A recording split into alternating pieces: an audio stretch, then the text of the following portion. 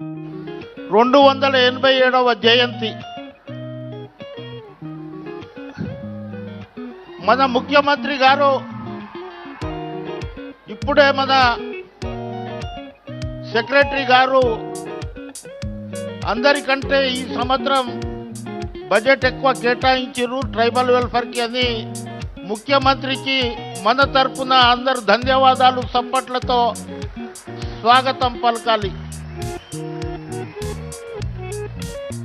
అన్న ఇందిరాగాంధీ ఇచ్చిన రిజర్వేషన్, బాబాసాహెబ్ అంబేద్కర్ రాసిన రాజ్యాంగం, మీరు వచ్చిన తర్వాత 70,000 ఉద్యోగాలు మా ఇంట్లోకెంచి మా తాండలకెంచి గ్రూప్ 1 ఆఫీసర్గా, డిఎస్పీగా, కలెక్టర్గా ఎదిగిన చరిత్ర మీ యొక్క సమక్షంలోనే జరిగింది. 10 సంవత్సరాలు ఏం జరగలే.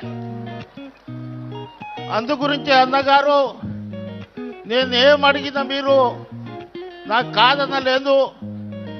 ఎన్నెన్నో జన్మల బంధం ఇది, అన్నదమ్ముల అనుబంధం ఎప్పటికీ వీడని ఈ అనుబంధం రేవంత్ నాకు నేను 2-3 విషయాలు చెప్తా.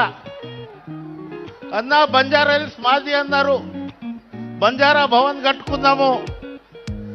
గోల్కొండలో బంజారా గేట్ ఉంది. ఇవాళ అక్కినేని నాగేశ్వరరావుకు మనం స్టూడియోకి ఇచ్చినాము, పద్మాలయ స్టూడియోకి ఇచ్చినాము. అదేవిధంగా ఒక 5 ఎకరాల భూమి సేవాలాల్ మహారాజ్ పేరు మీద మీరు ఎడ్యుకేషన్కి కనుక ఇస్తే అందులో బంజారా ఫిలిం డెవలప్మెంట్ అని పెట్టుకొని మా సంస్కృతిని కాపాడుకుంటాం. వితౌట్ మేకప్ మా దగ్గర హీరోయిన్లు వెళ్తారు, మీకు అందరికీ తెలుసు. అందుగురించే సమయభావం ఎక్కువ లేదు.